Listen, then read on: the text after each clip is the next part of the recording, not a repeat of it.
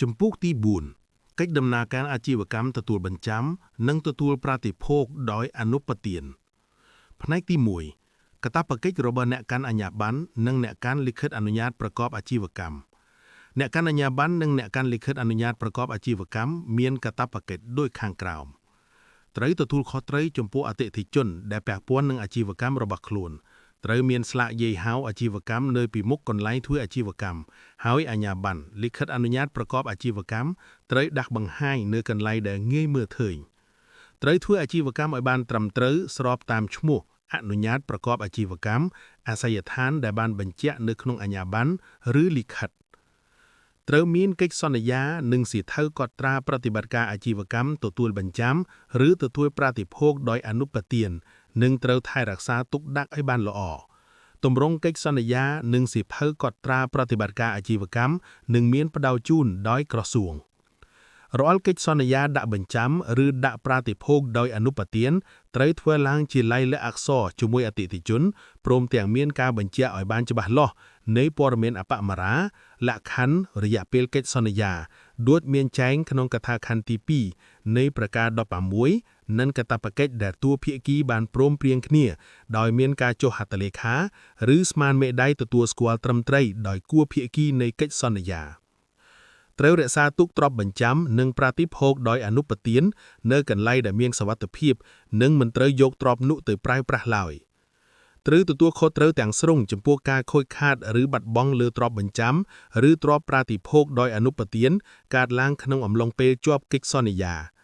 ត្រូវផ្ដល់ព័ត៌មានជាបន្ទាន់ឲ្យនគរបាលឬអាជ្ញាធរមានសមត្ថកិច្ចពាក់ព័ន្ធដែលមានទីតាំងនៅជិតកន្លែងអាជីវកម្មក្នុងករណីមានការសង្ស័យចំពោះអតិថិជនឬទ្រព្យណាមួយដែលពាក់ព័ន្ធនឹងបទល្មើស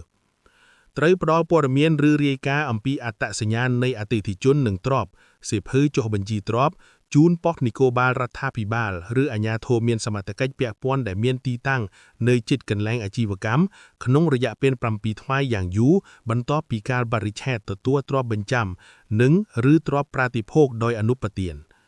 ត្រូវធានាថារាល់ការផ្សាយពាណិជ្ជកម្មរបស់ក្រុមហ៊ុនសហគ្រាសត្រូវតែជាការពិតនិងមានការបញ្ជាក់នៃអត្តលេខក្រុមហ៊ុនសហគ្រាស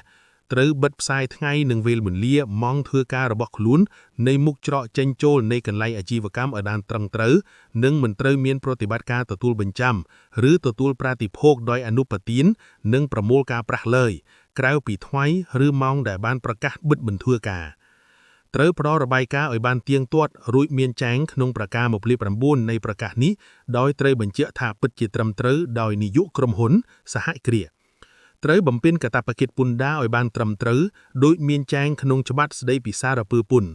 ត្រូវរាយការណ៍ជាបន្ទាន់ទៅអង្គភាពស៊ើបអង្កេតហិរញ្ញវត្ថុកម្ពុជានៃធនាគារជាតិនៃកម្ពុជាឬអាជ្ញាធរមានសមត្ថកិច្ចពាក់ព័ន្ធឬមកក្រសួងមន្ទីរក្នុងករណីសង្កេតឃើញសកម្មភាពណាមួយដែលបម្រើដល់ការលាងសម្អាតប្រាក់លានឬបម្រើផលប្រយោជន៍ដល់ភេរវៈឬបទល្មើសភេរវៈណាមួយត្រូវអនុវត្តតាមលិខិតបទបន្តានគតិយុត្តផ្សេងទៀតដែលនៅជាធរមានប្រការ14ក្រុមហ៊ុនសហគ្រាសត្រូវបានហាមឃាត់សកម្មភាពអាជីវកម្មមួយចំនួនដូចខាងក្រោមមិនត្រូវផ្សព្វផ្សាយពាណិជ្ជកម្មដែលមានលក្ខណៈមិនពិតឬឆបោកឬធ្វើឲ្យមានការយល់ខុសឬធ្វើឲ្យប៉ះពាល់ដល់ប្រយោជន៍សាធារណៈមិនត្រូវទទួលយកទ្រព្យអ្វីមួយពីអនិច្ចជនឬពីជនណាមួយដែលកំពុងស្ថិតនៅក្នុងភាពស្រវឹងជោគជួមជនវិបត្តិស្មារតីឬពីជនណាមួយដែលសង្ស័យថាជាចោរឬអ្នកទទួលផលចោរកម្មមិនត្រូវចូលរួមឬធ្វើអាជីវកម្មដើម្បីបម្រើដល់សកម្មភាពលាងសម្អាតប្រាក់លានឬបម្រើផលប្រយោជន៍ដល់ភេរវៈឬឧក្រិដ្ឋជនណាមួយមិនត្រូវទទួលយកទ្រព្យបញ្ចាំឬទ្រព្យប្រតិភោគដោយអនុប្រទានណាមួយដែលពុំមានឯកសារឬលិខិតបញ្ជាក់អត្តសញ្ញាណទ្រព្យច្បាស់លាស់មិនត្រូវធ្វើអាជីវកម្មខុសពីកម្មវិធីនៃអាជ្ញាប័ណ្ណឬលិខិតអនុញ្ញាតអាជីវកម្មទទួលបញ្ចាំនិងប្រតិភោគដោយអនុប្រទានមិនត្រូវទទួលយកទ្រព្យណាមួយដែលច្បាប់ហាមឃាត់